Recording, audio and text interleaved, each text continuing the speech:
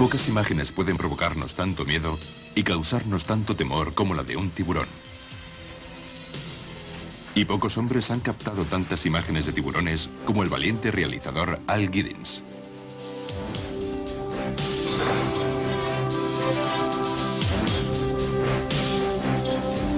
Desde estudiar el comportamiento de los tiburones en su propio entorno, hasta trabajar con tiburones salvajes en una película para Hollywood, la experiencia de Giddins con estas criaturas es incomparable y única.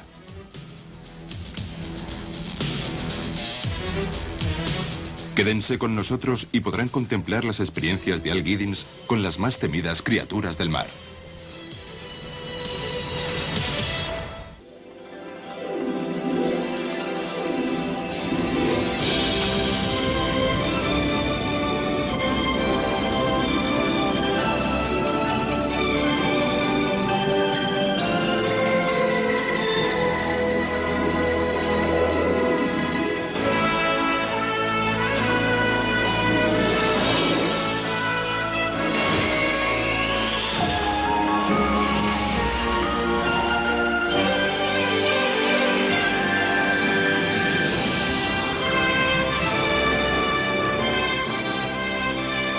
Descubrimientos en el mundo.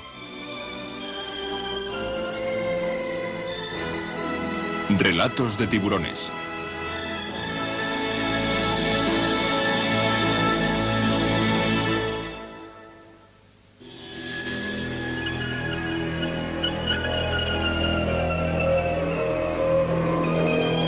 Cien millones de años de evolución han creado la máquina asesina más aterradora de la naturaleza. Un irreal superdepredador conocido como el gran tiburón blanco. Llevan viviendo en los océanos del mundo desde antes de la era de los dinosaurios y continúan siendo uno de los grandes misterios del mar. Estas reveladoras imágenes del gran tiburón blanco fueron filmadas por uno de los más atrevidos y completos realizadores submarinos del mundo. Su nombre es Al Giddins.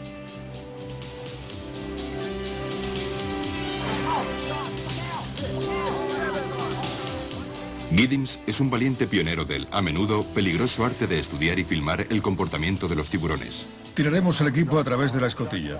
Me sorprenderá si los tiburones no reaccionan en unos 10 minutos. ¿Quieres esa 59 que hay allí? Sí, me llevaré esa otra cámara también. Tal vez haya pasado más tiempo en el agua filmando tiburones que ningún otro hombre de los de su época. Atraído por la presencia de la jaula, pronto aparece un gran tiburón blanco de casi 5,5 metros de largo y más de 1.300 kilos de peso. Una cosa es verlos desde la superficie y algo distinto es estar en el agua con ellos. La primera vez que vi de verdad de cerca a uno, me quedé allí dentro mirándolo absorto y casi sin poderlo creer. Muchas veces Al Giddins se ha visto obligado a buscar refugio detrás de los barrotes protectores de la jaula.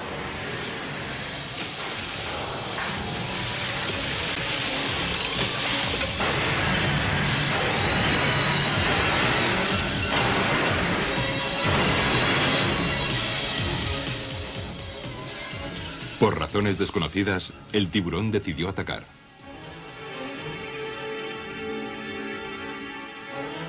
El tiburón ha mordido la cámara de Giddins. ¿Le ha entrado agua? Sí, Al. Eso me temía. Me parece que hoy te va a salir bastante caro el día. He mirado a través de la carcasa y se ve agua por todas partes. ¿Le dio muy fuerte? Le dio una embestida tremenda. Para Al Giddins, cosas como esta son ya parte normal y aceptada de su vida. Enséñale a Al las marcas que tiene en la parte de arriba. Sí, míralas ahí. Ahí las tiene. Son las marcas de los dientes. Le faltó poco. Atravesó el metal. Qué divertido. La experiencia de Al Giddins con los tiburones blancos va más allá de lo que se refiere a la cinematografía. En 1962, mientras buceaba cerca de San Francisco, presenció un ataque a su amigo y compañero de negocios Leroy French. Vi una enorme cola sobresaliendo por detrás de su cabeza. Él no podía verla, pero sí debió ver el terror y la sorpresa total que se reflejó en mis ojos. Y desde luego oyó el chapoteo del agua detrás de él. Y como acababa de recibir el primer ataque, supo perfectamente que volvería a hacerlo. Y delante de mis incrédulos ojos, esa cola siguió moviéndose arriba y abajo, alrededor de él, hasta que desapareció y ya no le vi. Yo estaba como en una especie de sueño hasta que me lancé hacia él, o mejor dicho, hacia donde había desaparecido, pero allí no estaba. Busqué por todas partes a la desesperada. De pronto emergió delante de mí desgarrado, tosiendo, luchando y dando unos gritos que yo jamás pensé que pudieran provenir de una garganta humana. Logré agarrarle y metiéndome debajo de él, le di la vuelta, le puse boca arriba y logré sacarlo del agua. Después de 2 años y de 450 puntos, volvió a caminar otra vez. Esta traumática experiencia fue el principio de una duradera fascinación hacia la más misteriosa y peligrosa criatura de los mares. Un animal que puede arrancar 20 kilos de carne de un solo bocado. Un animal cuyo olfato es capaz de detectar una gota de sangre entre casi 4 millones de litros de agua.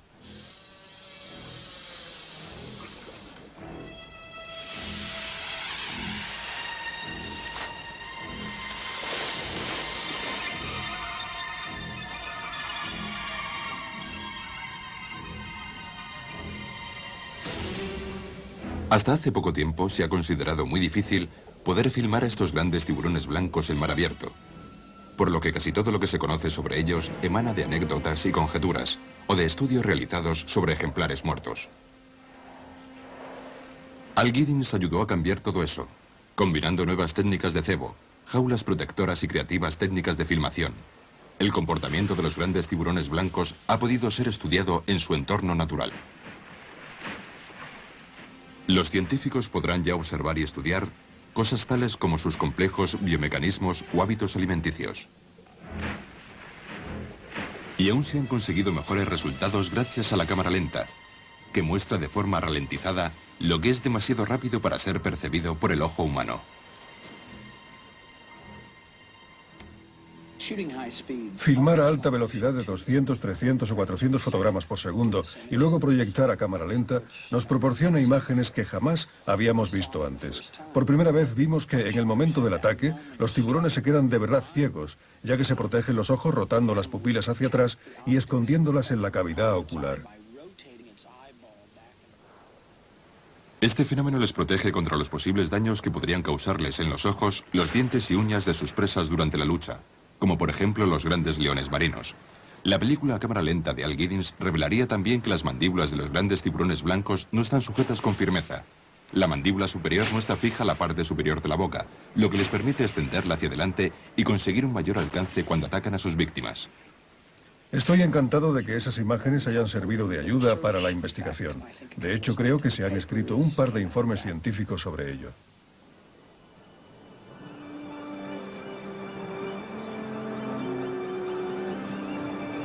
La zona de la bahía de San Francisco es el lugar al que Al Giddins denomina su casa. Nació y se crió allí, y ya desde muy joven, con una rudimentaria escafandra y una improvisada cámara submarina, fue uno de los primeros en filmar la exuberante vida submarina de estas aguas. Lo que constituyó su pasión en su juventud no se ha desvanecido aún. Durante los últimos 25 años ha seguido explorando y revelando el entorno de los océanos de todo el mundo, algo por lo general fuera de nuestro alcance.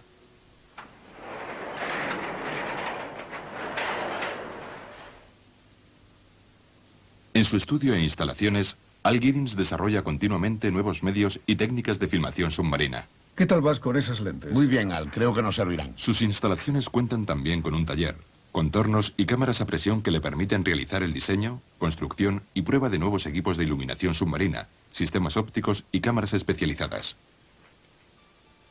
La primera cámara que Al Giddins convirtió en submarina utilizando como carcasa protectora el filtro de aceite de un coche es uno de sus más preciados tesoros entre todos los coleccionados a lo largo de su dilatada carrera como realizador y explorador submarino. Es una profesión que le ha permitido pasar más de 20.000 horas bajo el mar. Al Giddins ha buceado bajo las tremendamente difíciles aguas del Polo Norte, luchando contra temperaturas bajo cero que le congelaban su equipo a fin de poder filmar un entorno oceánico de verdadera belleza cristalina.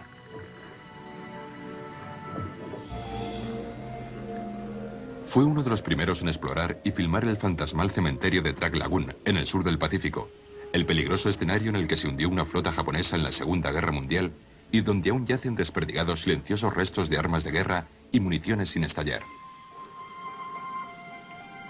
En una investigación científica en las profundidades de las Islas Galápagos, Al Giddins filmó formas de vida recién descubiertas. Realicé 9 inmersiones permaneciendo unas 81 horas a una profundidad aproximada de 2.500 metros y cada vez que salía a la superficie compartía las imágenes obtenidas con los mejores científicos del mundo, quienes tenían oportunidad de ver animales que el ser humano nunca había visto antes. Recuerdo haberle preguntado al científico Fred Grassley: Fred, ¿qué es esto? Y él respondió: no lo sé. Y así, a través de los años, Al Giddins ha mantenido una especial y contagiosa fascinación por los tiburones. En 1979 dirige su primera expedición al Danger Reef, arrecife de los tiburones en el sur de Australia. Al Giddins ha reunido un equipo especial con el fin de estudiar y filmar el comportamiento de los grandes tiburones blancos. Dentro del equipo se encuentra el Dr. John McCusker, famoso en todo el mundo por su conocimiento sobre los tiburones y director del acuario Steinhardt en San Francisco. Rodney Fox, un antiguo campeón australiano de pesca con arpón, es un experto en las técnicas de cebo que atraerán a los tiburones hacia el barco. Las corrientes pueden alejar a los tiburones hacia otra zona. El proceso para atraer al huidizo gran tiburón blanco puede tardar días, pero Fox ha perfeccionado su receta especial de sangre, grasa, pescado machacado y carne roja que se arrastra dentro del agua para crear una estela de olor a lo largo de unas 5 millas. Fox conoce bien a este depredador, puesto que hace 16 años él mismo se convirtió en su presa. Yo estaba a unos 7 metros de profundidad, buceando tranquilamente, sin escafandra ni botellas de oxígeno, tan solo con mi fusil submarino. Entonces vi un pez. De repente noté una gran turbulencia y un mordisco en el costado izquierdo. Me agarró por el pecho e instintivamente supe que debía ser un tiburón blanco. Subí rápido a la superficie para aspirar un poco de aire y enseguida me hundí otra vez, ya que el tiburón había cogido la boya que yo llevaba atada y al tirar de ella me arrastraba también a mí. Por milagro, la cuerda que me sujetaba se soltó y pude subir a la superficie, y un barco que pasaba por allí, al ver toda la sangre en el agua, se dirigió con rapidez hacia mí, me subió a bordo y me llevaron con urgencia al hospital, donde por fortuna me recuperé relativamente pronto. Fox cree que logró sobrevivir porque su ropa húmeda evitó que su cuerpo se desgarrase.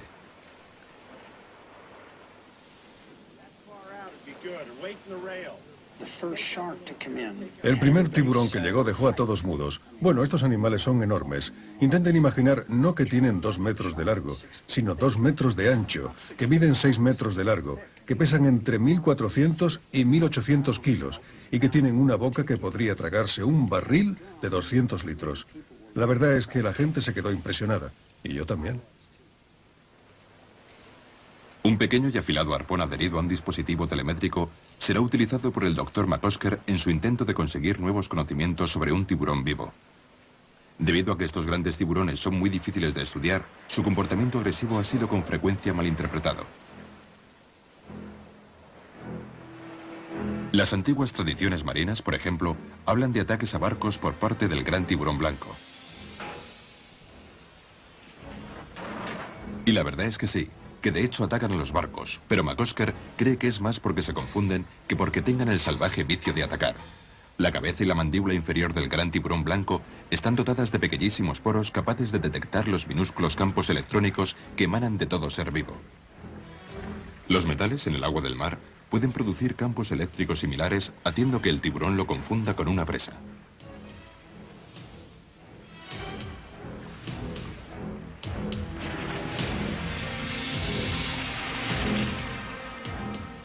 Este experimento único del Dr. McCusker va a requerir que tanto el arpón como el transmisor penetren profundamente en los músculos del tiburón en movimiento, tarea mucho más fácil de decir que de hacer.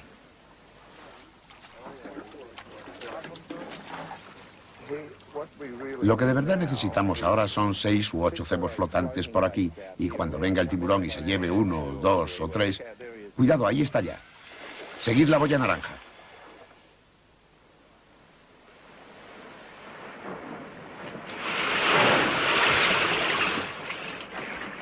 Pero el plan del Dr. McCusker no funciona. El arpón no logra atravesar la dura piel del tiburón.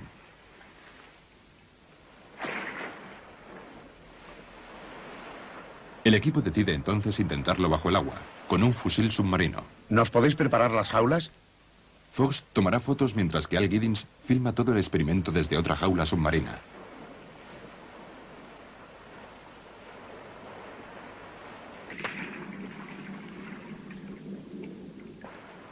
Intentar clavar este arponcillo de esta forma es mucho más peligroso que hacerlo desde la superficie. Las jaulas flotan libres y los tiburones no logran hacerse con ellas. Es algo como lo que le pasaría a un niño que quisiera coger manzanas con la boca.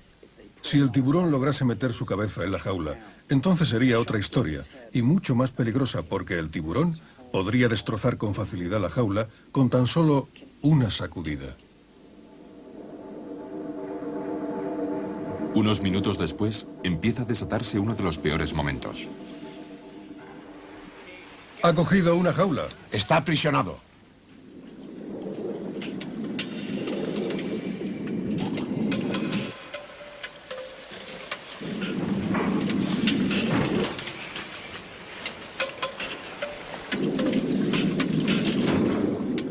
Por fortuna, el gran tiburón blanco logra librarse.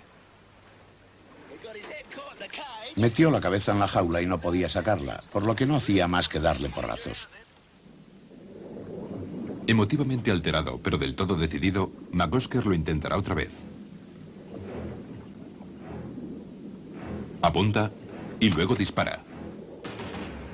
Un disparo perfecto. Ahora la situación y la velocidad del gran tiburón blanco en libertad podrán ser seguidas. A través de la telemetría, también se recibirán datos del todo desconocidos sobre la relación que existe entre la temperatura del cuerpo del tiburón y la del agua que le rodea. Una información que le revelará al Dr. McCosker que los grandes tiburones blancos son criaturas de sangre relativamente caliente.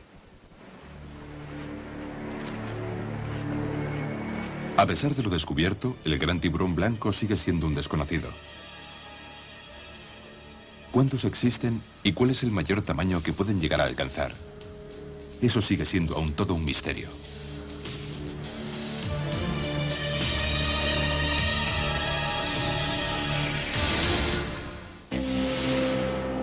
Mar del Coral en Australia, 1984. Al Giddins ha venido aquí para documentar un frenético banquete. El traje de cota de malla que llevará puesto le ofrecerá mayor protección que la que tuvo cuando filmó por primera vez, hace ya 20 años, el banquete que los tiburones de este arrecife llevan a cabo. Uno de los primeros documentales que hice, el primero en 16 milímetros, con una cámara Bolex manual, fue en Tahití, en el que filmé a los tiburones grises de los arrecifes, y no hay duda de que te puedes poner bastante nervioso. Estos tiburones son muy rápidos y no hay duda de que pueden herirte de gravedad si te equivocas. Era la primera vez que veía a los tiburones de un arrecife atacar a peces sujetos a un arpón y me emocionó el que seguramente nadie lo había visto antes. También ignorábamos cuánto podríamos acercarnos a ellos, pero nos fuimos acercando y cada vez estábamos más cerca. A diferencia del gran tiburón blanco, los increíblemente rápidos tiburones de los arrecifes cazan y se alimentan juntos. Y mientras que otros tiburones solo atacan para comer, estos tiburones grises reaccionan con agresividad contra cualquier cosa que penetre en su territorio. Y fue aquí donde Al Giddins observó por primera vez la conocida postura de preataque del tiburón de los arrecifes. El proceso empieza con movimientos natatorios bruscos y exagerados. El tiburón arquea el lomo y baja sus aletas pectorales en señal de alerta. La postura es similar a la de un perro enfadado que enseña sus dientes como amenaza.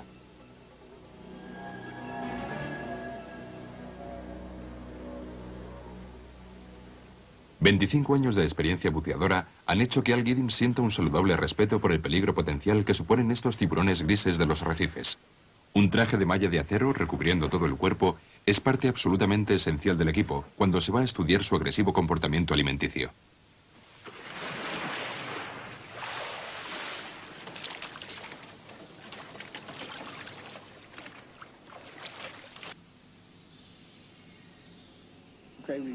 Los tiburones grises de los arrecifes son muy competitivos y durante muchos años, bien por razones de alguna película o con propósitos de investigación, he preparado diversas comilonas en las que, utilizando peces como cebo, se puede provocar una pequeña pero suficiente muestra de su forma de alimentarse. Al Giddins agita la jaula para extender el olor del cebo por el agua. Si algún tiburón está cerca, su potente sentido del olfato le atraerá con rapidez hacia ella. A los pocos minutos aparece el primer tiburón. Llegará uno de ellos que empezará hurgando en el cebo, y después aparecerán tiburones por todas partes nadando a la mayor velocidad que les es posible y que debe ser de unos 30 o 40 nudos. Son rápidos, ágiles y con dientes extremadamente afilados. No abandonarán hasta que no quede nada. El frenético banquete comienza.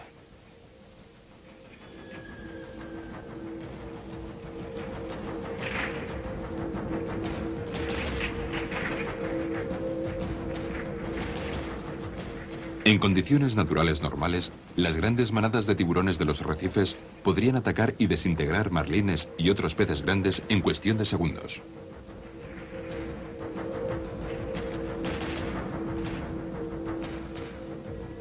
Un tiburón solo se acerca hacia Al Giddins mientras está preparando más cebo para continuar la filmación.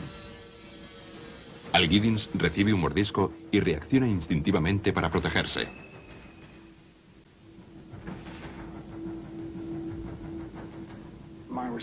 Mi respuesta fue automática. Quiero decir que no voy por ahí pegando puñetazos a los tiburones, pero tenía que defenderme, aunque no fuera de la manera más apropiada. No pude evitarlo. Es la primera vez en toda mi vida que he recibido un mordisco. Podéis ver los agujeros aquí mismo, aunque no calaron. Imagino que debía tener tal olor en mi mano que, bueno, de pronto sentí como si me la estuvieran sacudiendo. A unos 45 kilómetros de la costa de San Francisco, afloran unos rugosos islotes llamados Islas Farallón. Es el hogar, santuario y lugar de crecimiento de decenas de miles de focas y leones marinos. Hace 20 años llegaron casi a extinguirse aquí, pero ha habido una explosión de crecimiento gracias a la Ley de Protección de Mamíferos Marinos. Pero a su vez, el número de grandes tiburones blancos ha aumentado espectacularmente. Los gigantes blancos penetran algunas veces en estas aguas poco profundas, creando un auténtico caos entre los leones marinos y otros animales.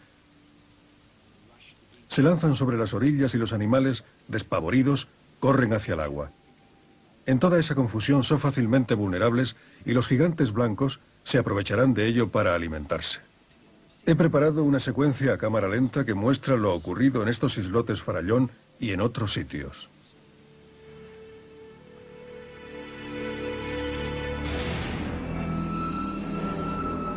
Es un ejemplo clásico de lo que viene ocurriendo hace más de 1 millón de años entre el depredador y su presa.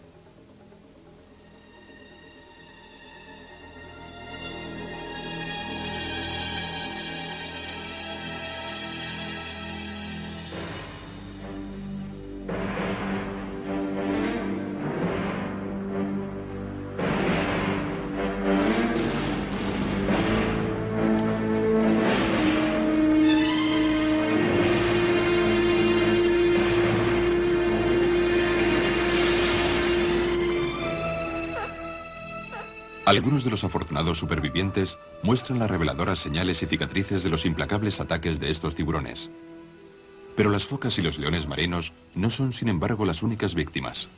Los humanos, y en especial los aficionados al surfing, están convirtiéndose también en la presa del mayor depredador de los océanos.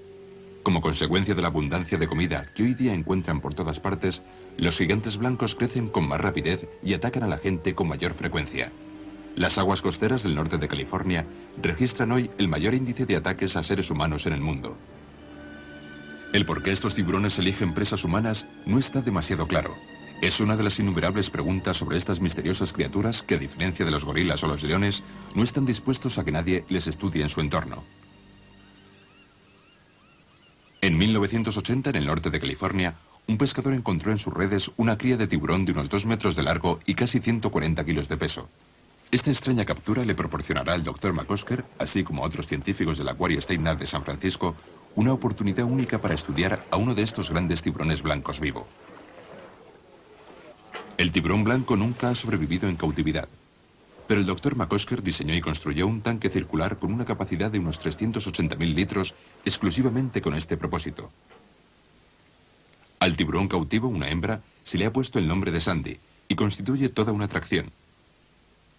Más de 40.000 personas vinieron a verla en un solo fin de semana. Al Giddins se sumerge en el tanque para filmar su comportamiento. Una tarde me llamó John y me dijo que tenían una hembra pequeña de tiburón blanco, viva y coleando, nadando en una gran bañera circular.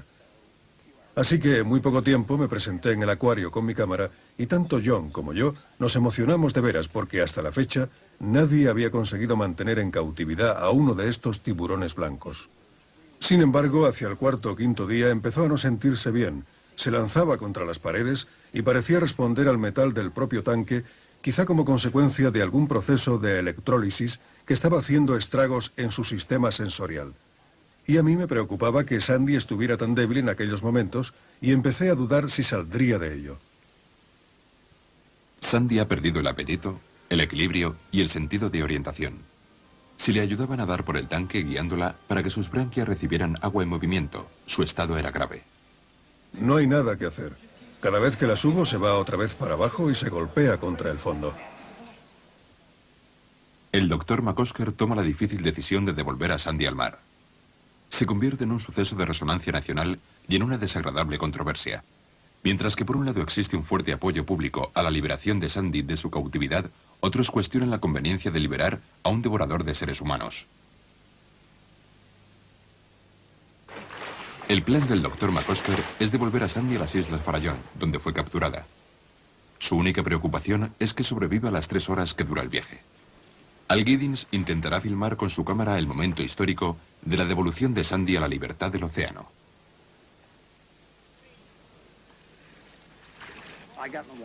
Me metí en el agua con la cámara y pensé que podría captarla cuando la bajaran por uno de los lados y quizá también mientras la movieran un poco en el agua a fin de que reviviera. Pero estaba casi convencido de que no lo lograría. Pero nada de eso ocurrió. La tiraron al agua y yo la sujeté por la cola tratando de ayudarla. De pronto, lo increíble. Fue de verdad un momento mágico. Aún no sé cómo ni dónde pudo sacar esa energía, ese poder para desaparecer, dejándonos a todos boquiabiertos. Allá va un tiburón blanco, hambriento y feliz. Al se dirige a las Farallón. Yo tenía una mano sujetándola a la cola y la otra sujetando la cámara, así.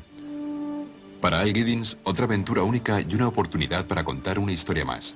La del pez que se le escapó y la película que nunca llegó a filmar.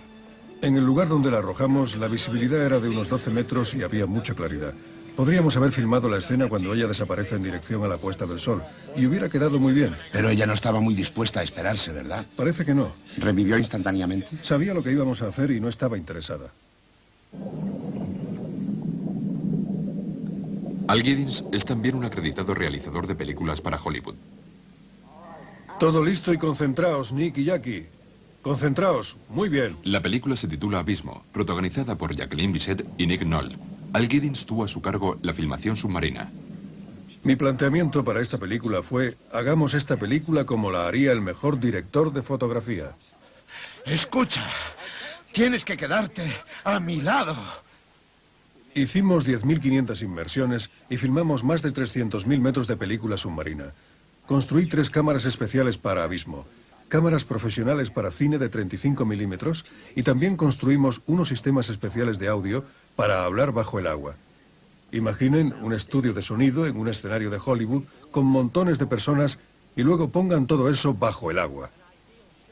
Una toma ideal sería que un tiburón pasase. El guión requería una escena técnicamente desafiante, en la que los protagonistas se ven amenazados por tiburones cuando están buceando en busca de un tesoro hundido. Después de ver los storyboard, me convencí de que la única forma de filmar sería con los tiburones grises de los arrecifes de Australia. Desde luego, lo más importante se hizo en las Bermudas. Allí filmamos todos los primeros planos y así como también cortos y medios. Y desde luego no quisimos complicar a los actores en escenas con tiburones en acción. Nos fuimos a Australia y llevamos dobles. Para preparar una escena en la que se vea comer a los tiburones se necesitan cebos. Nos llevamos a Australia parte del atrezo que teníamos en las Bermudas, pero esta vez había que colocar los cebos estratégicamente. Los pusimos en cuerdas y en soportes para que los tiburones se movieran a su alrededor. En Hollywood puede que hubieran usado tiburones de goma o cualquier otro medio, pero conociendo un poco cómo se comportan en su medio natural, forcé algo las cosas para que jugasen a nuestro favor y conseguir una mayor espectacularidad. Y fue un éxito. Bien, ahora preparaos. No rodéis a menos que estén realmente cerca, de verdad. Filmad hasta que estén cerca. Déjale que coja la cuerda. Va a coger también el cebo. Disparad, disparad. ¿Estás bien? ¿Te encuentras bien? Atrás, atrás. Voy a tomar un primer plano aquí. Retiraos. Yo me encargo, retiraos. Seguid rodando, no cortéis. Seguid rodando, seguid. Dadle una patada si se acerca demasiado. Dadle una patada. Preciosa, una toma preciosa. Vete de ahí, Howard. Vete de ahí. Bien, muy bien.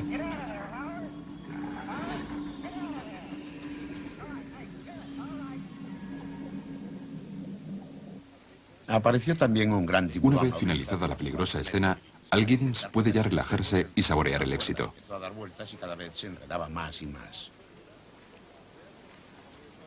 Para el público que vea la película, el final de la escena quedó así.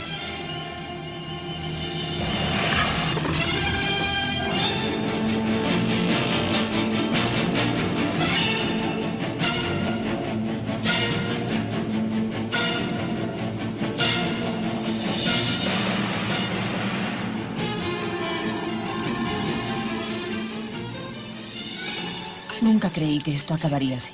Aún no estamos muertos. Antes de la filmación de una escena en potencia peligrosa en la que intervenía un doble, Al Giddins arriesgó su propia vida. Yo hice el ensayo del arrastre atado a la cuerda un par de veces. Quería que los dobles vieran lo que yo necesitaba de ellos cuando estuvieran delante de la cámara.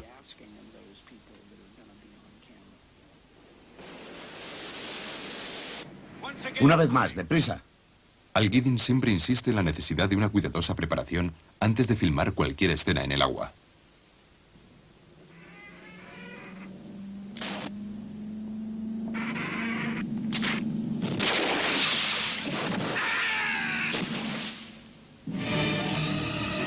Ha llegado el momento en el que los tiburones lanzarán lo que parece ser un ataque mortal.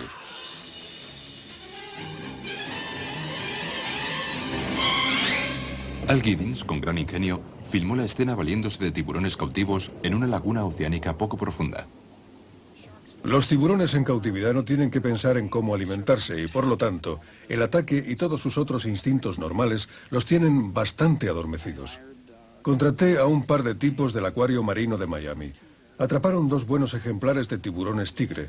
Rodeamos toda una zona con redes en un lugar poco profundo en las Bahamas, preparamos al hombre que actuaría como doble, poniéndole todo tipo de protección debajo de sus ropas, e hicimos que los cuidadores de estos tiburones los soltasen apuntándolos en dirección hacia el hombre que luchaba en la superficie.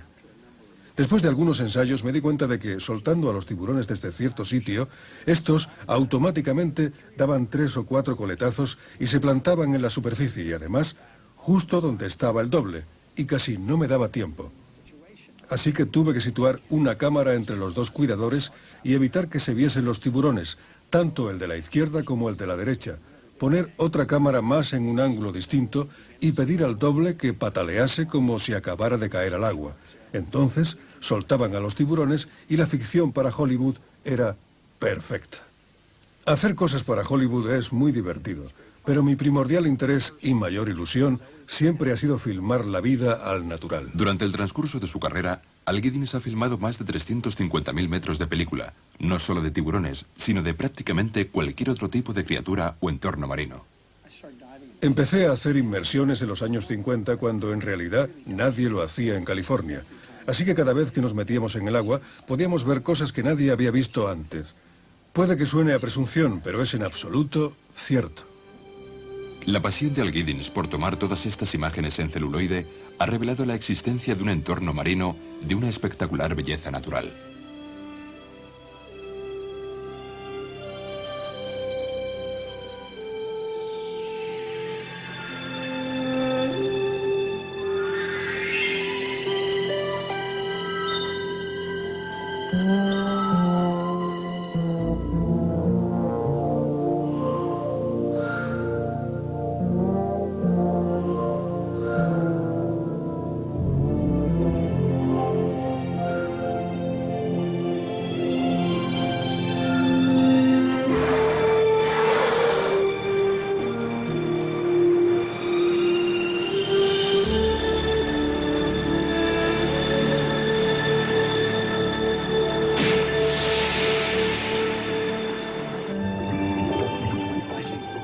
Creo que la filmación más sensacional que he conseguido es la de una ballena jorobada pariendo hace unos años en Haití. Nuestra experiencia hasta entonces era que no podríamos acercarnos a más de 30 metros, ya que si lo hacíamos, la ballena se marcharía. Por lo tanto, yo no esperaba que me dejase acercarme demasiado. Pero cuando al final me paré casi a su lado, a 1,5 metros de distancia, bueno, Fue algo así como un momento sagrado. La verdad, es difícil describir lo que se siente estando al lado de un animal que respira y que mide cerca de 20 metros de longitud y pesa unas 60 toneladas. Creo que es un momento de una carga emocional tremenda y que te sientes muy pequeño ante tal experiencia. No podía acercarme más sin chocar con ella, pero no tuve ninguna duda de que, detrás de ese maravilloso ojo, se escondía también un cerebro gigante que estaría examinándome, así que retrocedí un poco. Parió su vallenato justo debajo de mí y se quedó tan tranquila. Fue una experiencia maravillosa.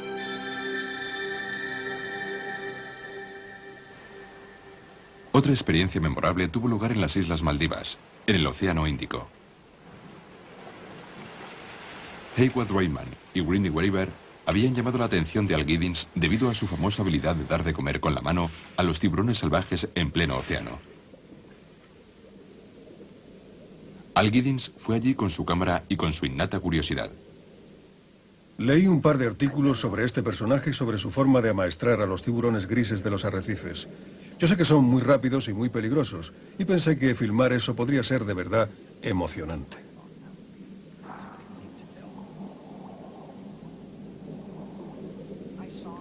Le vi cómo manejaba a estos animales y cómo, si llegaban 2 o 3 a la vez, les daba en el morro con el puño de su cuchillo y los apartaba como si se tratase de un domador de leones.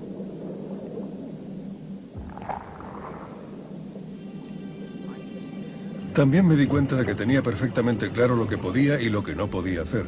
Parece que, en un principio, Bushman empezó sujetando el cebo a unos 6 metros de distancia, hasta que venían los tiburones y se lo comían, luego a 3, luego a 1,5, hasta que por fin lo sujetaba con la mano. Desde luego, sabía cómo tratar con estos animales. La mayoría de los científicos pensaban por entonces que amaestrar a un tiburón era imposible. Lo que Al Giddins logró filmar les forzó a cambiar de opinión.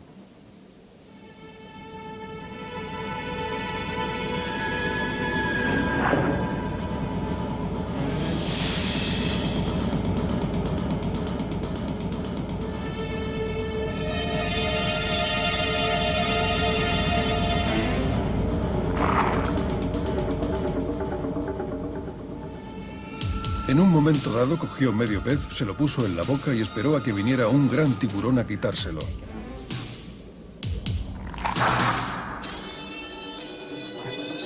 Yo estaba asombrado, aunque a la vez encantado, y pensaba que aunque tal experimento no dejaba de ser un poco extravagante, todas estas cosas han contribuido a lo que hoy sabemos sobre estos animales.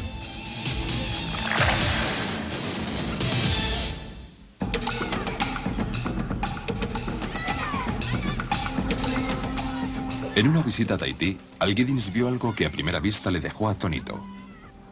Niños jugando con tiburones nodrizas como si fueran animales domésticos. Las escenas que filmó son cautivadoras, pero para Al Giddins son bastante más que eso. Los tiburones siempre han tenido una mala reputación. La gente piensa que todos los tiburones son terriblemente peligrosos y desde luego eso no es verdad. Los tiburones nodrizas no son demasiado agresivos, pero eso sí, tienen una dentadura terrorífica y desde luego, si no se tiene cuidado, uno podría ganarse un buen bocado. Pero entre las 250 o 260 clases diferentes de tiburones que hay en el mundo, creo que solo algunos son de verdad peligrosos y a esos, desde luego, yo los tengo siempre muy en cuenta cuando estoy en el agua. Las frías aguas del sur de Australia son el hogar favorito del tiburón, hacia el que Al Giddins ha sentido siempre mayor atención y respeto. En 1984, Al Giddins volvió aquí con el Dr. McCosker para documentar una serie de experimentos únicos con el gran tiburón blanco. La meta, aprender más sobre cómo y por qué los grandes tiburones blancos atacan al hombre. Siempre me ha gustado e incluso lo he intentado involucrar a algún científico en mi trabajo. McCusker se llevó una pequeña tabla de surf y un maniquí, ya que estaba convencido de que los tiburones veían a los surfistas como si fueran leones marinos nadando en la superficie. Creo que en la mayoría de los casos es un error de identificación. Un surfista, en su tabla, con las piernas y brazos fuera de ella y moviéndolos, vistos desde el fondo, parece un león marino flotando en la superficie. Así que creo que los tiburones blancos llegan, creen que ven un león marino y empiezan a hacer círculos alrededor, despacio, hasta que al final golpean su objetivo un par de veces, vuelven a subir, lo golpean otra vez y se alejan con rapidez. Si admitimos la teoría del ataque a humanos por un error de identificación, la estrategia depredadora del tiburón sigue siendo la clásica y perfectamente previsible. Movimientos lentos, espirales cada vez más cortas alrededor de la presa que desembocarán en un primer bocado de prueba, probablemente dirigido a causar hemorragias que debiliten a la víctima. Lo único que ahora queda es un súbito y violento ataque por la espalda. El equipo ya casi había perdido la esperanza cuando sucedió.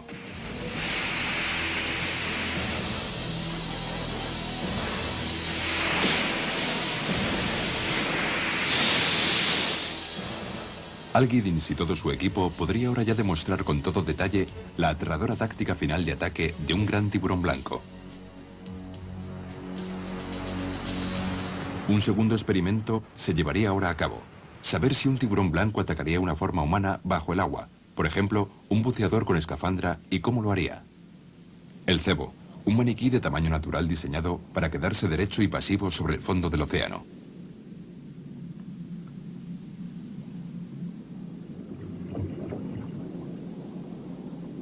Una vez que Al Giddins lo coloca en su sitio, regresa a la seguridad de la jaula para observar y filmar lo que ocurra.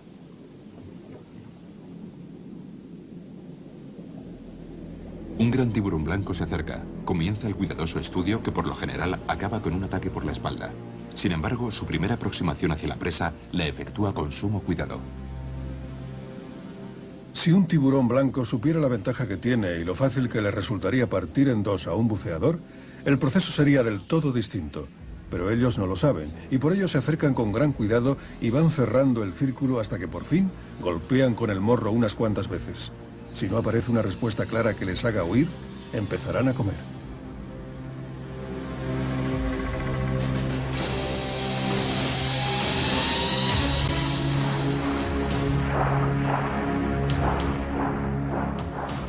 Después de tantos años observando el comportamiento de los tiburones, Al Giddins llegó al convencimiento de que una actitud y postura agresivas podrían evitar estos ataques. Pero esta es una afirmación quizá demasiado firme y atrevida que expertos como Rodney Fox reciben con cierta duda. Si hubiera sido tú el que estabas allí en ese momento, ¿crees que el tiburón te habría atacado? No me hubiera gustado correr ese riesgo. Rodney, yo creo que si estás allí y te mantienes tranquilo sin huir de él, bien nadando intentando asustarle, y te dedicas solo a filmar, nadando a su alrededor en círculos, creo que podrías estarte así 20 minutos y rodar cuanto quisieras. Al Giddins está dispuesto a probar su teoría. Primero utilizará un VCR, vehículo operado por control remoto, equipado con una pequeña cámara de televisión.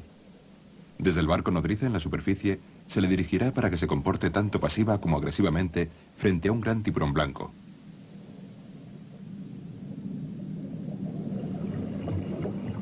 Lanzado desde la jaula en el fondo del mar, el VCR actuará como cebo. Al Giddins hace salir al robot.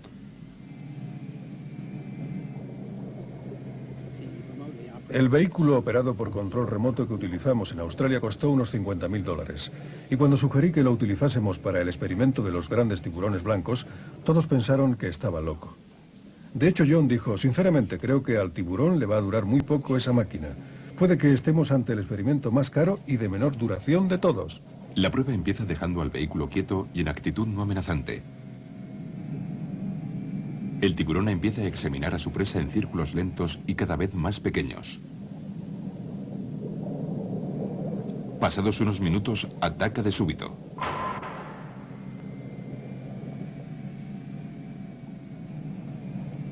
Ahora, el vehículo pasará a la ofensiva y empezará a perseguir amenazadoramente al tiburón.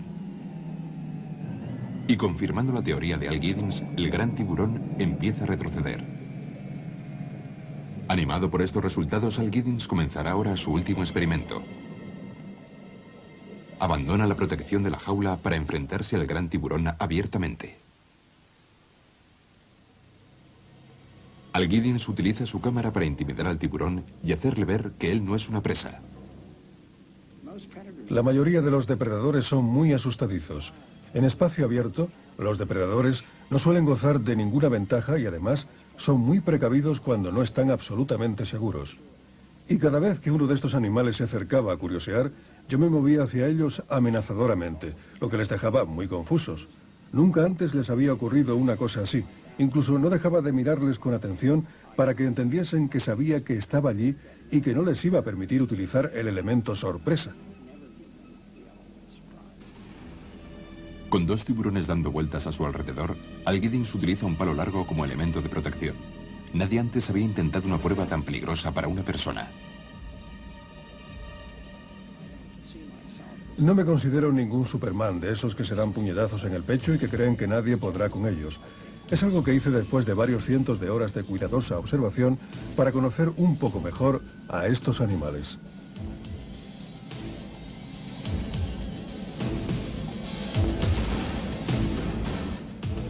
Con ya 3 grandes tiburones blancos rodeándole, Al Giddins decide por fin regresar.